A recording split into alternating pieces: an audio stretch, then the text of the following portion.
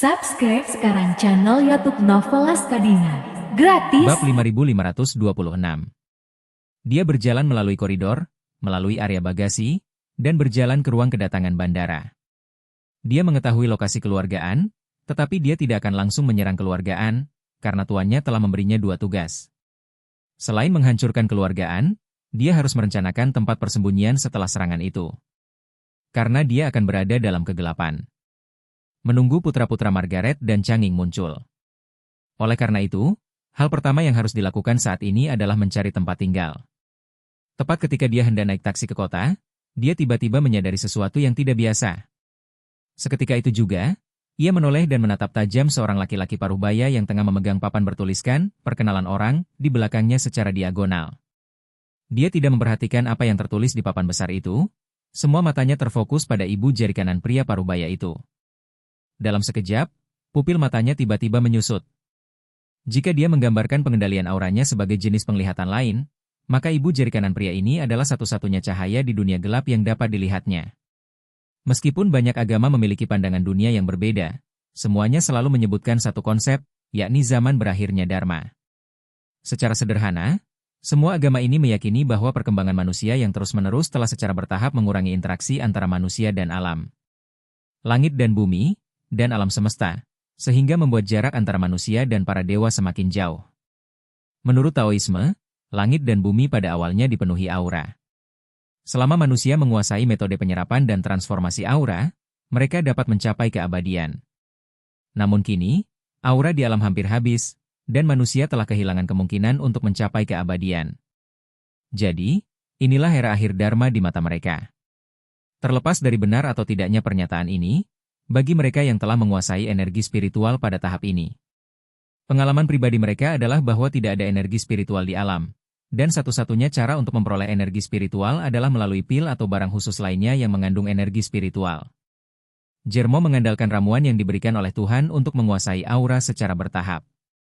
Selama bertahun-tahun, cara untuk mendapatkan aura itu bukan hanya ramuan yang diberikan oleh Tuhan, tetapi juga Tuhan yang menyiapkan susunan khusus energi spiritual di dalam markas Warriors Den. Ketika formasi ini beroperasi, ia akan terus-menerus menghasilkan aura. Meskipun aura yang dihasilkan tidak banyak, aura tersebut tetap signifikan selama bertahun-tahun.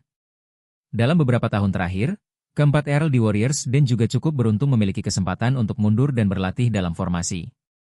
Tetapi sebagian besar waktu pembentukannya didedikasikan untuk melayani Tuhan saja. Dalam situasi seperti itulah keempat Earl of the Warriors Den menjadi sangat peka terhadap jejak energi spiritual di sekitarnya. Seperti tikus yang lapar, ia sangat sensitif terhadap rasa makanan. Dalam hidup Jermo, hanya ada satu senjata ajaib yang dimilikinya, yaitu pedang kayu pemberian Tuhan. Di dalam pedang kayu itu, terdapat formasi penyerangan. Selain itu, tidak ada nilainya. Jadi, ketika dia menyadari bahwa lelaki itu benar-benar memegang senjata ajaib di tangannya, jantungnya masih berdebar kencang karena gembira. Jadi, dia menghentikan langkahnya dan diam-diam mengamati pihak lain. Pada saat ini, Louis tidak menyadari bahwa seorang lelaki tua sedang menatapnya tidak jauh darinya. Dia sekarang penuh energi, karena selama dia memegang tanda dan menjaga bandara selama sehari, dia dapat memperoleh 3.000 yuan dari kerja kerasnya, yang jauh lebih banyak daripada pendapatannya dari mendirikan kios di jalan barang antik. Dia hanya membawa kartu nama Larson Chen. Dia tidak tahu siapa Larson. Dan dia bahkan tidak ingin Larson datang terlalu cepat. Dalam 4 bulan ke depan tahun ini, dia akan bisa beristirahat di rumah. Jermo mengamati Louis sejenak dan sampai pada kesimpulan bahwa orang ini tidak ahli dalam aura. Nah, alisnya dan ekspresinya penuh dengan semangat jalanan nyata seorang warga kecil. Seseorang yang ahli dalam energi spiritual tidak akan pernah memiliki suasana jalanan yang rendah seperti ini. Oleh karena itu, Jermo menduga orang tersebut tidak boleh tahu bahwa jimat di tangannya sebenarnya adalah senjata sakti. Memikirkan hal ini, muncullah ide untuk menarik jarinya. Maka dia berpura-pura melihat ke kiri dan ke kanan, lalu menghampiri Louis dan bertanya, "Kakak, tolong beritahu aku, kalau aku ingin pergi ke pusat kota, bagaimana caranya aku bisa sampai di sana?" Louis balas menatapnya, menyadari bahwa ia seorang pria tua yang tak mencolok, jadi ia berkata dengan acuh tak acuh, "Ada yang perlu ditanyakan? Taksi? Kereta bawah tanah, bus bandara, mana yang tidak menuju kota?" Dia sangat tidak puas, tetapi dia tidak bermaksud marah. Lagi pula, Ini juga memperkuat penilaiannya terhadap Louis. Jadi, dia tersenyum dan berkata, "Sejujurnya, saudaraku, ini pertama kalinya aku di Auros Hill. Saya tidak mengenal tempat ini, dan saya sudah tua, dan penglihatan saya juga kurang bagus, jadi saya agak bingung." Sambil berkata, dia mengeluarkan uang 100 yuan dari sakunya, menyerahkannya di depannya, dan berkata, "Ini hanya tanda terima kecil, terimalah. Kalau berkenan, bolehkah saya tahu moda transportasi mana yang harus saya pilih?" Louis pada awalnya tidak ingin berbicara dengan lelaki tua itu, tetapi ketika dia melihat pihak lain mengeluarkan uang 100 yuan, sikapnya langsung membaik. Dia tersenyum dan mengambil 100 yuan dari tangan Jermo, lalu berkata datar, "Kereta bawah tanah pasti yang tercepat, tapi sudah lewat jam 10, dan jam sibuk pagi sudah lewat. Sekarang mudah untuk naik taksi ke kota. Setengah jam, lebih cepat daripada kereta bawah tanah, karena Anda tidak kekurangan uang, Anda harus naik taksi." "Oke." Jermo menangkupkan kedua tangannya dan berkata dengan sopan, "Terima kasih, saudaraku." "Sama-sama," kata Louis sambil langsung memasukkan uang 100 yuan ke sakunya. Menurutnya, kalau dia tidak segera memasukkan uang itu ke sakunya, mungkin orang tua itu akan meminta kembali uangnya. Pada titik ini, Jermo menunjuk ke kunci giok di ibu jari kanannya, dan bertanya dengan rasa ingin tahu. "Kak, kurasa kunci pasmu lumayan. Kira-kira harganya berapa ya?" Meskipun biasanya curang dan menculik, tapi dia masih memiliki penglihatan yang tajam, jadi dia berkata dengan santai, "Jari ini dari zaman dulu. Harganya tidak terlalu mahal, dan tidak akan terlalu murah. Harga pasarannya mungkin sekitar 10.000. Jermo tidak banyak meneliti barang antik, jadi dia bertanya dengan rasa ingin tahu, "Apa artinya itu?" Louis berkata, "Itu adalah angka tengah dari 10.000. "Aduh," kata Jermo sambil tersenyum, "melihat betapa mudahnya kau bicara. Adikku, kau pasti berbisnis barang antik, kan?" "Ya." Louis tidak menyembunyikannya, dan berkata dengan santai, "Saya berkecimpung dalam bisnis barang antik, saya telah bekerja selama lebih dari 10 atau 20 tahun. Jermo bertanya dengan rasa ingin tahu, "Kakak, karena kamu seorang pengrajin barang antik, kenapa kamu datang ke bandara ini untuk menjemput orang?" Louis mengerutkan kening, dia memandang Jermo dari atas ke bawah, dan berkata, "Orang tua, kamu punya banyak pertanyaan. Bukankah kamu ingin tahu cara mencapai daerah perkotaan secepat mungkin? Kalau begitu, kamu harus bergegas." Jermo berdebar dalam hatinya, mengatakan bahwa dia tampaknya berbicara terlalu banyak, yang membangkitkan kewaspadaan pihak lain. Maka dia segera berkata dengan wajah penuh penyesalan, "Oh, maafkan aku." Seiring bertambahnya usia, orang ini jadi banyak bicara. Dia ingin mengobrol dengan semua orang. Jangan pedulikan. Yang tidak diketahui Jermo adalah bahwa Louis mengatakan ini untuk mengingatkannya bahwa jika dia masih ingin bertanya pertanyaan lain, dia harus mengeluarkan lebih banyak uang. Kuota 100 yuan saat ini telah habis digunakan. Oleh karena itu, Louis tersenyum dan berkata dengan penuh arti, "Orang tua, tidak masalah jika kamu berbicara sedikit lebih banyak, kuncinya adalah melihat dengan siapa kamu berbicara dan bagaimana kamu berbicara." Seperti yang dikatakannya, dia sengaja menggunakan ibu jari dan jari telunjuknya yang mengenakan kunci giok, membuat gerakan menghitung uang. Jermo kembali sadar, dan mengutuk dalam hatinya, "Aku sangat buta. Aku sangat mengagumimu. Kalau begitu, aku tidak perlu repot-repot denganmu, langsung saja ke intinya." Segera, ia mengambil tas lain dari sakunya. Ia mengeluarkan beberapa lembar uang 100 yuan dan menyerahkannya kepada Louis, lalu berkata sambil tersenyum, "Sejujurnya, aku juga sangat tertarik dengan barang antik. Saat aku melihat kunci Inggris di tanganmu, aku merasa itu sangat menarik perhatian. Aku sangat menyukainya.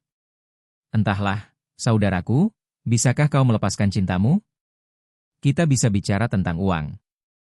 Bab 5527. Melihat uangnya terbuka, Louis melihat pihak lain menyerahkan beberapa ratus yuan. Dia tidak peduli untuk melihat dengan cermat berapa banyak potongan yang ada, jadi dia dengan cepat menarik uangnya. Melihat sekeliling dengan sedih, lalu berkata kepada Jermo, "Tuan, sejujurnya, tarikan jari ini bukanlah sesuatu yang bisa saya jual begitu saja setelah saya mengatakannya. Itu adalah barang milik kakak laki-laki saya, dan saya yang harus memakainya. Dan saya akan membuat token harta karun ketika saya menjemput orang di bandara." "Harta karun?" Jermo sedikit mengernyit. Bukannya dia tidak meragukan mengapa ada senjata ajaib di tangan orang biasa. Jika hanya kebetulan saja orang ini mendapatkannya. Dan dia membelinya dengan harga sedikit lebih tinggi, maka dia beruntung. Namun orang tersebut mengatakan bahwa benda tersebut adalah token yang diberikan orang lain kepadanya. Yang membuat Guillermo sedikit waspada. Jadi, dia sengaja bertanya pada Louis, "Kakak, apa penjelasan untuk token ini? Bisakah Anda memberitahu saya?" "Hehe," Louis tersenyum, dan berkata dengan suara rendah, "Kakak laki-lakiku memintaku untuk menjemput pengusaha Hong Kong di sini. Pengusaha Hong Kong selalu menjadi pelanggan besar di lingkaran barang antik kami. Dan ada beberapa transaksi abu-abu yang tidak mudah dijelaskan kepada orang luar. Sama seperti agen rahasia. Ibarat menyampaikan informasi, harus ada tanda pengenal." Kemudian, Louis menunjuk ke papan nama, dan berkata dengan wajah tegas, "Saya berspekulasi, apa yang Larson Chen di papan nama saya itu palsu."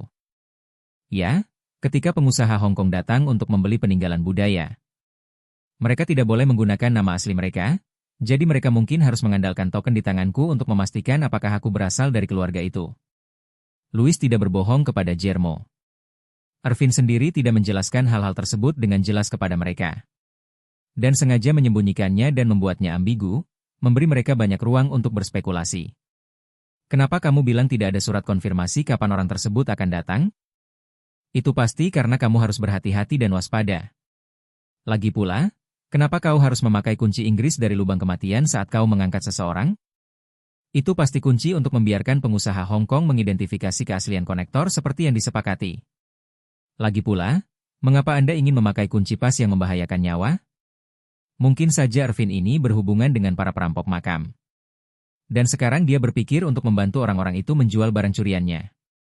Louis juga merasa bahwa tidak peduli dinasti mana benda dari lubang kehidupan itu berada. Selama digali dan tidak diserahkan, itu ilegal. Jika digali dan tidak diserahkan, dan diperdagangkan secara rahasia oleh dirinya sendiri, itu akan menjadi kejahatan tambahan. Irvin sangat bersedia memberi dia dan temannya upah kerja 3.000 sehari. Ini membuktikan bahwa dia pasti sedang merencanakan sesuatu yang besar, dan dia sama sekali tidak peduli dengan jumlah uang yang sedikit. Justru karena adanya ruang untuk imajinasi inilah Louis percaya dengan teguh bahwa penilaiannya pasti benar, dan dia pasti telah mencengkeram pembuluh darah Irvin. Guillermo juga sedikit bingung saat ini.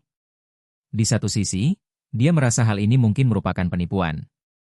Dan di sisi lain, setelah mendengar apa yang baru saja dikatakan Louis, dia juga merasa bahwa geng sialan ini adalah geng yang menyediakan layanan satu atap untuk perampokan makam, memproses dan menjual barang curian.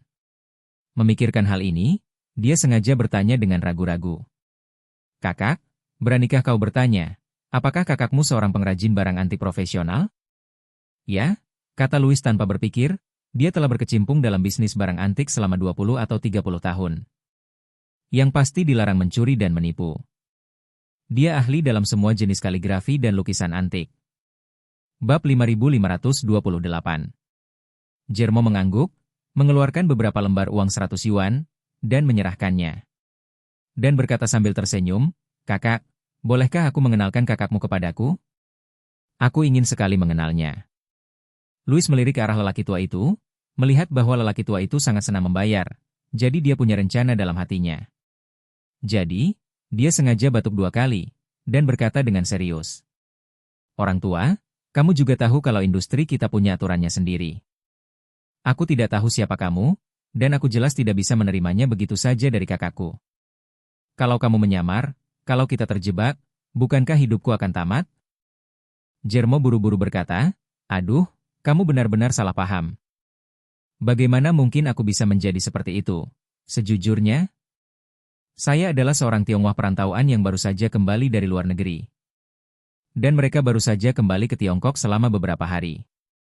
Saat dia mengatakan itu, dia dengan cepat mengeluarkan paspornya dan menyerahkannya kepada Louis. Dan berkata dengan serius, "Lihat, saudaraku, aku punya paspor Argentina.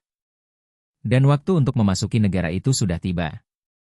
Louis sendiri mengarang omong kosong, jadi dia tidak menyangka kalau lelaki tua di depannya adalah agen rahasia yang dikirim polisi. Alasan mengatakan hal ini tidak lain adalah untuk meningkatkan kesulitan dan ambang batas masalah ini. Sehingga datanglah kepada orang tua itu untuk meminta uang lagi. Maka, katanya dengan wajah serius, "Orang tua, aku juga tuan yang makan dan makan banyak. Jika aku melempar benda ini di tanganku di gang di sisi jalan antik kita, asalkan kamu mengeluarkan $1.000, itu pasti akan sepadan. Kamu bisa melakukan sebanyak yang kamu mau, dan kamu tidak bisa menghitungnya." Melihat dia tidak mempercayainya, Jermo buru-buru menambahkan sejumlah uang lagi dan memasukkannya ke dalam dirinya bersama-sama. Dan berkata dengan tulus, "Kakak, jangan bicarakan hal lain lagi. Lihat aku. Di usiaku, bahkan seorang polisi pun seharusnya sudah pensiun. Bagaimana mungkin dia bisa menjadi agen rahasia?" Kemudian Jermo menjelaskan lebih lanjut, "Kakak, aku sangat suka jimat jari ini di tanganmu. Jadi saya sungguh-sungguh ingin membelinya. Bagaimana kalau begini, beritahu kakakmu untukku dan minta dia untuk menentukan harganya. Asalkan masih dalam batas kemampuan saya akan transfer uang ke beliau saat itu juga." Melihat pihak lain memasukkan uang ke tangannya, Louis sengaja menghindar dan berkata, "Oh, apa yang kau lakukan, orang tua? Apakah kamu tidak membuatku melakukan kesalahan? Nanti kalau kakak saya menyalahkan saya dan bilang saya tidak punya dasar, dia tidak akan pernah mengizinkanku bekerja lagi di masa depan." Seperti yang dia katakan, dia sengaja ingin menambahkan umpan ke Jermo. Maka dia sengaja mengulurkan jari giok itu ke bawah hidung Jermo, dan berkata dengan wajah misterius, "Orang tua, aku tidak akan banyak bicara, cium saja cincin ini. Kau mencium bau kecil di celah giok jari ini. Klik saja bagian atasnya, dan saya beritahu Anda. Kalau Anda memang ahlinya, Anda akan tahu apa yang terjadi begitu Anda menciumnya." Jermo mengangkat hidungnya dengan curiga, mengendus dengan hati-hati, lalu mengerutkan kening dan bertanya. Baunya seperti bau tengik, ada sedikit bau busuk, dan ada juga sedikit bau tanah. "Ya?" Louis mengacungkan jempol dan berkata dengan wajah memuji. "Guru, indera penciuman Anda tampaknya masih sangat sensitif. Kamu bisa mencium begitu banyak rasa, jadi aku tidak perlu memberitahumu asal-usul benda ini, kan?" "Oh, begitu," Jermo menganggukkan kepalanya sedikit. Dari pengalaman hidup 56 tahun, apa yang dikatakan anak ini sepenuhnya benar. Jadi, dia dengan hati-hati menyatakan kesimpulannya. "Kakak, benda-benda ini semua digali dari dalam tanah, kan?" Mata Louis langsung melebar. Dan dia meletakkan tanda jemput di bawah lengannya dan mengambil inisiatif untuk memegang tangan Jermo. Dengan wajah kagum, dia berkata dengan hati-hati, "Guru, selamat, Anda benar." Bab 5529. Saat mengumpulkan uang, Louis memujinya, dan pada saat yang sama, dia tidak lupa memuji Jermo. "Pak Tua, sepertinya Anda juga ahli. Mungkinkah Anda juga menggunakan pot waktu muda?" Mungkin maksudnya adalah dia pernah menyusun tim perampok makam dan bertindak sebagai tokoh inti dalam tim tersebut. Jermo melambaikan tangannya dan berkata sambil tersenyum, "Saya hanya tahu beberapa barang antik, bukan perampokan makam." Jermo sebenarnya tidak tahu banyak tentang perampokan makam. Saat dia masih muda, dia pernah mendengar beberapa rumor tentang perampokan makam. Saat itu, dia menjalankan ajaran Tao sepanjang tahun dan tidak tertarik dengan perampokan makam dan peninggalan budaya itu sendiri, jadi dia tidak terlalu mengerti. Akan tetapi, orang tersebut telah hidup lama, dan jumlah informasi yang diterimanya, baik secara aktif maupun pasif, pastilah jauh lebih besar daripada orang biasa. Jermo segera bertanya kepada Louis dengan ragu, "Saudaraku, apakah kamu boleh menunjukkan jimat di tanganmu kepadaku?" Louis tahu bahwa lelaki tua itu ingin melihat jimatnya, dan dia mengatakan begitu banyak sekarang, tidak lebih dari sekedar mencoba untuk mendapatkan uangnya langkah demi langkah. Maka ia berpura-pura malu dan berkata, "Guru, cincin ini diberikan kepadaku oleh kakak laki-lakiku sebagai tanda, sebagai hadiah untukku, dan Tuan tahu alasan umumnya. Aku agak sensitif dan tidak bisa menunjukkannya padamu, jadi aku tidak akan mengatakannya secara rinci. Kuharap kau bisa mengerti." Jermo tidak tahu apa maksudnya. Kebetulan saja karena alasan keamanan, dia suka menggunakan uang tunai di mana-mana, jadi dia punya banyak uang tunai di sakunya. Jadi kali ini dia hanya mengeluarkan 2 lembar uang $100 dari jubahnya, menyerahkannya kepadanya, dan berkata dengan serius, "Saudaraku, izinkan aku memberitahumu dengan jujur ketika aku kembali ke Tiongkok kali ini. Saya pertama kali pergi ke ibu kota dan kemudian ke Auros Hill, untuk menemukan barang antik favorit saya di 2 ibu kota kuno ini. Aku tidak akan mempersulitmu, Biarkan aku melihatnya, jika itu benar-benar bagus. Aku akan memberimu $1.000, dan kamu bisa membantuku membuat saluran telepon dengan kakakmu, dan aku akan berbicara dengannya tentang bisnis spesifik itu. Tak disangka Louis mengira lelaki tua itu akan berterus terang, apalagi sampai memberi uang beberapa kali, tapi kali ini ia hanya mengeluarkan uang dolar. Melihatnya dengan mata terbuka, dia ragu sejenak, lalu menggertakkan giginya dan berkata, "Berhasil. Karena kamu sangat menyukai jimat ini, aku akan melepasnya dan menunjukkannya kepadamu." Kemudian, dia melepas jimat giok dan menyerahkannya ke tangan Jermo. Jermo sangat gembira, dan dengan gugup mengambil jimat giok itu dengan kedua tangan, karena takut jimat itu akan jatuh ke tanah. Setelah mengambil jari giok itu, dia segera menyadari bahwa benda semacam ini memang barang antik, dan itu adalah benda dari tengah-tengah sarang prajurit. Lagi pula, Jermo sendiri lahir di Warriors Den, jadi dia masih punya kemampuan tertentu untuk memahami hal-hal seperti itu. Benda itu benar-benar antik, dan dikombinasikan dengan bau samar darah dan pembusukan, ia segera menyimpulkan bahwa benda itu seharusnya baru saja digali dari dalam tanah. Mungkin disimpan bersama mayat sebelum digali. Jadi, dia tidak sabar untuk menuangkan sedikit energi spiritual ke dalamnya, ingin memeriksanya dan melihat apa misteri benda ini. Begitu aura memasuki jari, Jermo langsung merasakan ada suatu formasi yang bergerak perlahan di dalam jari. Ia terkejut dan berpikir, formasi ini terus bekerja. Entah apa fungsinya. Bagi Jermo, meskipun ia telah menguasai energi spiritual, ia tidak tahu banyak tentang alat dan formasi sihir. Meskipun dia memiliki pedang kayu, dan ada formasi serangan di pedang kayu itu, tetapi dia hanya bisa menggunakannya, tetapi dia tidak bisa memurnikannya. Bahkan, dia tidak mengerti misteri pembentukannya, dia juga tidak mengerti prinsip dasar dan logika pembentukannya. Oleh karena itu, ketika dia melihat formasi yang ditinggalkan Charlie di dalam, dia tidak dapat memahami untuk sementara waktu apa gunanya formasi ini. Faktanya, formasi ini adalah formasi pertahanan pasif yang tercatat dalam 9 kitab suci surgawi yang mendalam. Begitu orang yang memakai senjata ajaib itu diserang, formasi itu akan segera aktif, menggunakan energi yang terkandung di dalamnya untuk mempertahankan sang master terhadap serangan itu. Prinsip kekuatan dan efek pembentukan seperti masalah aritmatika sederhana. Bila serangan yang diterima lebih kecil dari kekuatan formasi itu sendiri, maka pemiliknya tidak akan terluka. Ia akan berusaha sekuat tenaga menahan putaran serangan ini demi tuannya, dan tuannya akan menanggung bagian yang tidak dapat ditahan. Namun, Jermo belum pernah melihat formasi semacam ini, jadi dia tidak dapat mengetahui apa kegunaan jari jimat giok ini.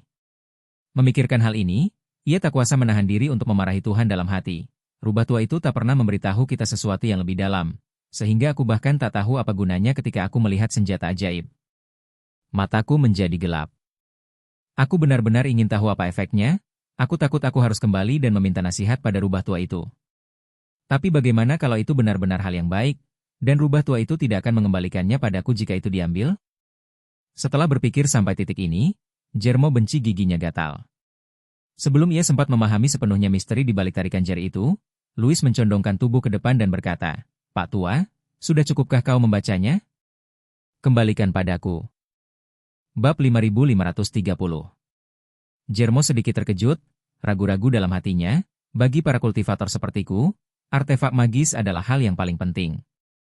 Bahkan Tuan masih memikirkan cincin misterius di tangan Maria, yang menunjukkan betapa pentingnya artefak magis ini bagi para pertapa. Ini pertama kalinya aku bertemu senjata magis sungguhan di luar sana, jadi aku tak bisa melepaskannya bahkan jika aku mati. Segera setelah itu, Jermo mengumpat dalam hati, tapi haruskah aku mengambil senjata ajaib ini, atau mengembalikannya kepada orang ini dulu, lalu terus berbicara dengannya? Mudah untuk merebutnya, dan bahkan anak ini pun tak bisa menghentikanku. Tetapi ada begitu banyak orang, jika pihak lain memanggil polisi. Aku takkan bisa bergerak sedikit pun di Auros Hill. Belum lagi, bagaimana kalau kakaknya masih punya senjata sakti lainnya? Apa aku hanya memukul rumput untuk menakuti ular, dan dalam perebutan yang kecil malah kehilangan yang besar? Terlebih lagi, ketika mereka membicarakan hal ini, Jermo memilah logika seluruh hal itu dalam pikirannya. Ia berspekulasi dalam hati, orang di depanku yang terbuka pada uang itu pastilah anak kuda dari komplotan perampok makam di Auros Hill. Orang-orang ini pasti baru saja menggali makam kuno dan mendapatkan cincin jari ini beserta peninggalan budaya dan barang antik lainnya. Sekarang mereka pasti mencari pembeli yang kuat di mana-mana. Kalau tidak, mereka tidak akan membiarkan anak ini datang ke sini sambil memegang spanduk dan menunggu untuk bertemu dengan pengusaha Hong Kong. Karena bisnis Hong Kong belum menerimanya, jika aku bisa mendapatkan barangnya secara online, seharusnya aku bisa melihat semua hasil rampokan maka mereka terlebih dahulu. Jika benar-benar ada banyak senjata ajaib, bukankah itu akan menjadi keuntungan besar? Memikirkan hal ini, ia menatap Louis dan bertanya dengan sangat serius. Kak, jari ini dijual berapa? Katakan padaku harga sebenarnya. Kalau cocok, aku akan beli jari ini. Kamu ingin membelinya? Jermo mengangguk. Ya, aku ingin membelinya. Tolong beri aku harga untuk kerja kerasmu. Louis langsung teringat penjelasan Arvin sebelumnya ketika dia mendengar Jermo menanyakan harganya. Siapapun yang ingin membeli jari ini, mereka harus meminta harga selangit, yaitu 100 kali lipat harga pasaran. Louis tidak mengerti mengapa Arvin melakukan ini, tetapi bagaimanapun juga, dia mengambil uang orang lain dan melakukan sesuatu untuk orang lain, jadi dia pasti harus mengikuti rutinitasnya. Lagi pula, dia di sini hanya untuk menjemput orang untuk Arvin. Jadi, dia memikirkannya sejenak, jari manis giok ini nilainya paling banyak 10.000, 100 kali lipat harganya, yaitu dalam kisaran 1 juta. Memikirkan hal ini, dia menggertakkan giginya, mengulurkan 3 jari, dan berkata kepada Jermo, kurasa benda ini harganya setidaknya 3 juta. 3 juta? Jermo sedikit mengernyit. Meskipun ia berlatih menyendiri sepanjang tahun dan jarang keluar untuk mengurus tugas, ia masih sangat paham konsep 3 juta. Agak terlalu gelap. Tapi untung saja dana buat Warriors dan cukup, belum lagi yang beberapa juta, kalaupun beberapa ratus juta, itu belum ada apa-apanya bagi Jermo. Jadi, dia bertanya kepada Louis, jika aku mau, bisakah kita berdagang sekarang? Jadi, katanya, kalau kamu benar-benar ingin membelinya, kamu harus bicara dulu dengan kakak laki-lakiku. Aku belum bisa memutuskan apa yang akan terjadi. Lalu, ia bertanya kepada Jermo, Tuan, harga 3 juta itu hanya harga awal. Penawaran, dan itu hanya harga terendah, tidak ada batas atas. Kalau Tuan berkenan, saya akan panggil kakak saya untuk meminta petunjuk. Kalau tidak, jangan buang-buang waktu satu sama lain. Jermo mengangguk ringan, lalu dengan gerakan mengundang, dia berkata, 3 juta, aku bisa menerimanya. Louis terkejut dan terdiam, tetapi dia tetap berkata kepada Jermo dengan sangat hati-hati, orang tua, kembalikan cincin itu kepadaku terlebih dahulu, dan aku akan memanggil kakak laki-lakiku. Jermo hanya bisa membalas jari itu dengan enggan. Louis menarik kembali jarinya, berjalan sedikit lebih jauh, dan memastikan bahwa Jermo tidak dapat mendengarnya. Jadi dia mengeluarkan ponselnya dan menelepon Arvin. Begitu panggilan itu dibuat, Louis segera merendahkan suaranya dan berkata, Saudara Arvin, seseorang ingin membeli jimat jari yang Anda berikan kepada saya. Arvin bertanya, berapa yang kamu minta padanya? Louis merendahkan suaranya dan berkata dengan suara rendah, tawaran minimum kepadanya adalah 3 juta. Dan dia bilang dia bisa menerimanya. Arvin mendengus dan berkata, jika dia bisa menerimanya, biarkan dia datang ke Antiques Street untuk berbicara denganku secara langsung. Oke. Louis langsung setuju, lalu bertanya lagi, Saudara Arvin, saya sudah bicara panjang lebar dengan orang tua ini. Kalau kesepakatannya benar-benar 3 juta, Anda harus memberi saya imbalannya. Jangan khawatir, kata Arvin tanpa ragu, berapapun uang yang terjual, aku akan memberimu 10% dari hadiahnya. Benarkah? Jantung Louis hampir melompat gembira. 1/10 dari 3 juta, ini 300.000. Dia tidak mungkin menghasilkan sebanyak itu setelah bekerja keras selama setahun. Arvin berkata sambil tersenyum saat itu, kapan aku berbohong padamu? Kalau kamu masih bisa mendatangkan pelanggan besar dan menjual produk lain dariku, aku akan memberimu 5 poin lagi. Louis sangat gembira di dalam hatinya, dan dengan cepat berkata, baiklah Saudara Arvin, dengan kata-katamu, aku pasti akan membodohi mereka. Oh tidak, aku akan memperkenalkan mereka dengan baik. Arvin mengingatkan, jangan menggurui bicara soal pelanggan, perhatikan bandara, pelanggan besar dari Hong Kong bisa datang kapan saja, dan disitulah sumber penghasilan besar. Jangan khawatir, kakak. Louis berkata dengan gembira, aku pasti tidak akan kehilangan rantai itu. Setelah menutup telepon, Louis berjalan kembali dengan penuh semangat, tetapi dia tidak tahu bahwa Jermo mendengarkan semua percakapan ini. Dari percakapan antara dirinya dan Arvin, Jermo tidak mendengar ada kekurangan. Sebaliknya, ia memperkuat penilaiannya sebelumnya, dan juga yakin bahwa saudara Arvin yang dibicarakan pasti memiliki hal-hal baik lainnya di tangannya. Mungkin ada senjata ajaib lainnya. Memikirkan hal ini, ia pun sangat gembira.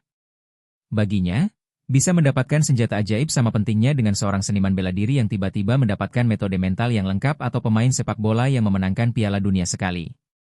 Ini hampir seperti karir. Ini adalah salah satu harapan tertinggi dalam hidupnya, dan kali ini, dia mungkin bisa mendapatkan lebih dari satu. Keberuntungan ini benar-benar meledak. Pada saat ini, Louis kembali ke Guillermo, tersenyum misterius, dan bertanya, "Orang tua, apakah kamu ingin melihat kakak laki-lakiku?" Guillermo menangkupkan kedua tangannya dan berkata, "Itulah yang aku inginkan. Kakak tertuaku tidak pernah bertemu orang asing. Aku hanya bilang akan mengenalkanmu padanya. Tapi dia malah memarahiku karena mengira aku berani bicara dengan siapapun."